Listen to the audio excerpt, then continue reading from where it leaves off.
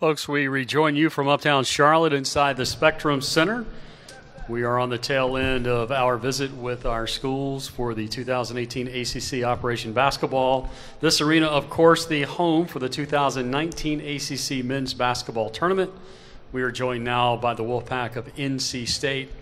Folks on the podium, as we have told our room throughout the day, or as we've requested, if you would, if there's a question, identify yourself, the agency that you're with, and please direct your questions specifically to either our coach or our student athletes so we'll know where to place the camera. All that said, first question in the room will come from who? Bob Holliday to our right, second row. Bob Holliday, WRL.com. Coach, what is the latest on Braxton's hand, and how does that injury, do you have a sense of how long he'll be out, and how does that injury impact your season? Well, Bob, he had successful surgery yesterday and had a great conversation with him after the surgery, talked to the surgeon, thought everything went very well. We're very hopeful that midway through non-conference we'll get him back. But it certainly changes our team a little bit. You know, at the time he was playing great basketball, was shooting the ball very well. Certainly, he's the guy that we have on our roster that can stretch the defense and open up driving lanes for us. And, you know, with that being said, we've got to have some other guys to step up and play well in his absence. We're going to go to the very back. Gentleman in the gray suit. Mike Hoper, Spectrum News. Coach, I didn't get a chance to ask you down there, but with so many new pieces this year and guys that are now eligible to play, who are one or two guys that you expect to have a big impact that weren't able to play for you last year? Well, obviously, Torrin played for us last year, but, you know, we had three guys sitting out that I think have a chance to impact our team and help us become better. One of them to my left is C.J. Bryce, who played for me at Wilmington and had two really good years for us, almost averaged 18 points a game as a sophomore. And the thing that makes him special is he's the guy on our roster that's played for me the longest, which is 2 years. But CJ will bring a certain toughness to us. When you look at him, he's 6'5". I know he wants to say he's 200 pounds, but we've got him listed at 6'5", 193. But I think he brings scoring, his ability to get to the rim. He's developed an outside shot behind the arc from three. And then Devin Daniels. Devin's another guy who transferred in from Utah, who averaged almost 10 points a game. He's a slasher, can score the ball. And then last but without least, Blake Harris, who's also transferred from Missouri, who can play the 1 and 2. Gentlemen, we'll go to our right, first row. Coach Daniel Wilson, Inside Pack Sports. Last year you got a win in Chapel Hill in overtime, and this year you've got Duke at Cameron. Does last year's win in Chapel Hill in that raucous environment give you extra confidence for this season's matchup? So are you asking me because we won in Chapel Hill, will we win in Duke? Yes. You know, I've said this, our win in Chapel Hill was special for a lot of reasons. The reason being because before I took over the program that year before, we as a program, we lost by 51. And I thought it was great for our guys, especially the guys who played in the program like Torrin, Markel, Malik, and Leonard, to have a chance to go back into Carolina and be able to win. That being said, that has nothing to do with this year. We have a new roster, a new team. We're going to take one game at a time. Right now, I have no idea when we play Duke. All I'm getting ready for is our first exhibition, which will be on Monday. But I like the team. I like our versatility. We've got to get better. One of the things I think we got to get better as a team, as defensively, we've got to talk and communicate more. Torrin, we try not to talk a lot about last year during this event, but in that overtime win, given the family history that you have with North Carolina and Chapel Hill, what was it like for family going into that game, and then what was the conversation coming out of that game? Having family ties to the rivalry, I think a lot of people will look at it and think it's a riff inside the family, but no, it's really – they're very supportive of me and the things that I'm doing. So when we're winning, they're happy. When my brother's playing and he's winning, they're happy. You know, they're really supportive of our team, of coach, and of everything that we're doing. So it was definitely fun for them to see us win after the loss that we suffered the year before. So CJ, a question for you, and then Torrin will ask you the same question. CJ, you went to North Mech, so this is sort of a homecoming for you. You're walking into this building knowing that this is where the tournament will be in March. How special is it? How surreal is it? How strange? What are your reactions? It's great for me being back in my hometown, especially for the tournament, having some family come out to the games, and just seeing us compete every day is something I'm definitely looking forward to. Torrin, same question for you, advanced graduate, so you're right at home as well. Definitely. It's always fun to come home, even being in the Spectrum Center and seeing familiar faces, people that work here that I've, known growing up and things like that. So it's definitely fun and something that I take a lot of pride in. We're going to go to the right, towards the back, with the hand in the air as he gets the microphone. There we go. There you go. Jeff Jones, CBS 17 there in Raleigh. Coach, I'm sure you've been following that federal trial on corruption in college basketball. Just minutes ago, all three of those defendants were found guilty. What, if any, impact can you see that having on the program and on recruiting? Well, I don't see any of this really having an impact on our program. Obviously, a lot of that stuff predated me as the coach. We've been able to just lock in and obviously focus on our new roster and really haven't put much thought into what was going on in the outside world.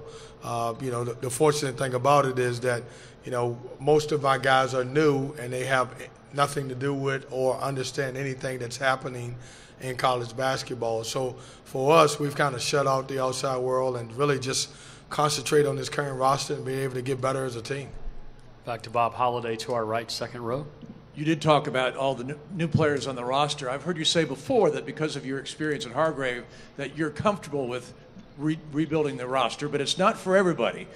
What's different about a season like this or a season like last year where you're bringing in so many new players as opposed to a coach who has 7 or 8 players back from the same team? Yeah, that's a great question. For you guys that don't know, I spent 12 years at Hargrave Military Academy, 10 of those being a head coach. And we ended up, in those 10 years as a head coach, I had 103 guys sign Division I. And so we were able to put in a system where guys would play as hard as they could for as long as they could and then raise their hand up, and then I would put 5 more guys in. That being said, every year I lost my whole roster. And so I'm not saying that I'm the only one in college basketball that can, withstand a new roster. But if anybody's equipped to do it, it's me. I'm used to teaching, and that's one of the things that we spent all summer and, early part of so far since the school has started, being able to teach these guys. And it helps a little bit different from Hargrave because I got 3 guys that played for me last year, obviously Torrin being one, and then C.J. Bryce playing for me at Wilmington. So I've got 4 guys to help teach my system where I didn't have any at Hargrave. Let's follow back up with Bob. Different subject, same questioner. Torrin's versatility, his ability to guard bigger people, to go inside and rebound, to take the ball inside as well as shoot the 3. How does that help you play the style that you want to play, which is, smaller, faster? Well, shots. His versatility is what made us special last year. And obviously we played 4 guards, and I consider Torrin as a big guard. But what allowed us to play small last year is that if you go back and look at the stats, he led us in rebounding. And I thought that was impressive. But, when you look at the season that he had, if you needed a guy to get to the rim, he got there. If you needed somebody to get to the free throw line, he got there. When he needed a big shot, he made it. When you needed a big rebound, he made it. So you're able to play that way if you got a guy that can fill the stat sheet up. And ironically, we're talking about it. I sent him a text the other day and just said, get back to who you are because you are a guy who filled the stat sheet up. Let's go back to the cameras in the back, to the right.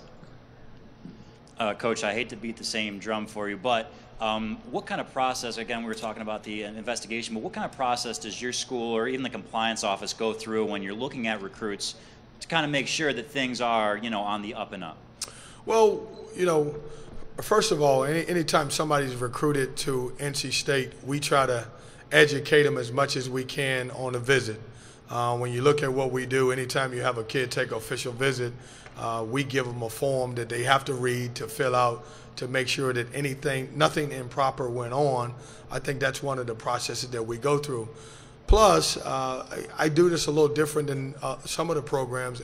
Anytime a kid will come on our visit, if available, I try to have them to meet with our athletic director and our chancellor to be able to answer any question that they may have outside of basketball about our program. And I think that's important because you want to be able to, anytime somebody's taking a visit, you want to make sure that you can give all the information to make sure that they can make the best decision for them. Torrin, in your 2 years in the ACC, your numbers have jumped from a scoring perspective, both in league play and then overall. Do you expect another elevation this year? Is there still more to your game? And I know points aren't the only thing, but what's the next level for you? I definitely think the next level for me is, becoming more of a leader, on this team. I think that with a lot of new pieces, a lot of young guys, I think myself stepping out of my comfort zone and being more of a vocal leader is probably the next step for me. And just, cutting down on small things like turnovers or, defensive mental errors, things like that. It's not all about scoring, but I definitely think that being a more efficient player is something that I could work on and, that I worked on in the offseason. I can help the team win this year. So. You've obviously thought about it. How do you define leadership? What's your interpretation? Leadership is something that can take various forms. You can lead by actions. You can lead, being vocal. But leadership is just doing the right things and being able to understand how to best motivate other people. Everybody's not motivated in the same way. So you have to know how to motivate them and how to get a group of guys to, come together and work together for a common goal. Coach, you took your program down east for a series of practices. What was the backstory to that? Well, C.J. Bryce wanted to get back to Wilmington, first of all. No, I'm only kidding. Last year we had the opportunity to go to Italy for a foreign trip, but it was very helpful for our team. Per NCAA, you can only do it once every 4 years.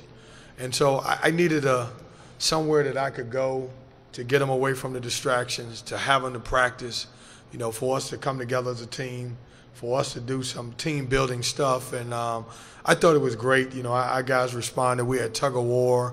We had a bunch of games on the beach. But more importantly, when we got back in the hotel, we did an exercise where I would take Torrin and I would take CJ, and they would have to interview each other and then stand up in front of the crowd, in front of our team, and tell us something about each other that we didn't know. And it was hilarious. We got some great answers. I found out a lot of stuff about different guys, but, it was one of those things I felt was necessary for the team. That's way too easy. So what did we find out about these two guys that we didn't know beforehand? CJ? Go ahead, CJ. Tell them what you found out. You know anything about TD that you found out? Oh, wait, no, I meant to call out himself, not call out somebody else, but it's up to you. Yeah, tell us what you shared about yourself that nobody knew. For the most part, people knew most of the things I talked about, but I shared that my favorite place to eat in Raleigh was the Pit because I worked there. Favorite color is orange. Favorite rapper is Chief Keef. Things like that. All right, Torrin, your turn. Oh, man. I feel like they know everything at this point. But favorite color is also orange. Favorite rapper is Drake. I can say the 50 states in alphabetical order. Now, when you say that, when you say that, they'll make you do it if we got time. Won't have time for that, though. Were you guys susceptible to that? Did you have to tell the players something about yourselves? We didn't do it this year. We did it last year when we went to Italy, but I think everybody knows everything about me. I'm finding out that Torrin is traveling around and he's imitating me. And if he doesn't do a good job, it's going to dramatically change his playing time. So I just want him to know that. But I found out today and yesterday that he does a great Coach Keats impression, which is good. So go ahead, TD. I want to hear the Coach Keats impression. Oh, man. These guys would like to hear it. You want the uncut or the edited version? Nah. He'd be like, I think we have a great team. I think if we come together, we can do a lot of things this year. We're really versatile.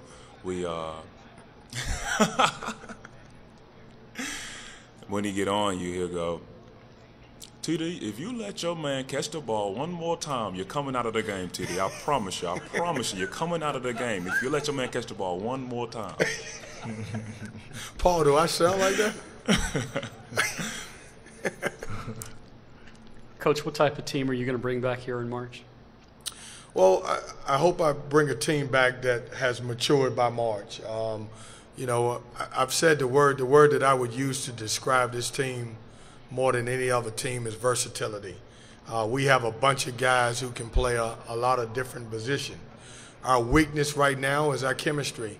Unfortunately, because we got so many new guys, we haven't had a chance to be on the floor a lot together. So we've got to take the non-conference to grow up and get better as a team. Bob Holliday to our right. Last year, Coach, of course, your 7 was the non-guard on the floor most of the time. Who do you see as the 2 or 3 leading candidates to be the non-guard this year? Well, we have 3 guys that I think have to step in. Anytime you lose a guy who averaged 14 and 7, you don't automatically replace him with new guys. We've got 3 guys that I think can step in and do it in a different way. Wyatt Walker, who was a good player at Samford, transferred as a graduate student who has 2 years of play. He's more around the basket guy, very good rebounder, very good passer. DJ Funderburg, who was arguably the #1 JUCO player in the country last year, he's long, he's athletic, can step out and shoot it out to 3, has a chance to be a really good basketball player. Defensively, he can be solid. And then obviously last but not least is Ian Steer, who is a freshman who's physically ready to play but has a lot to learn. Anything else for NC State today?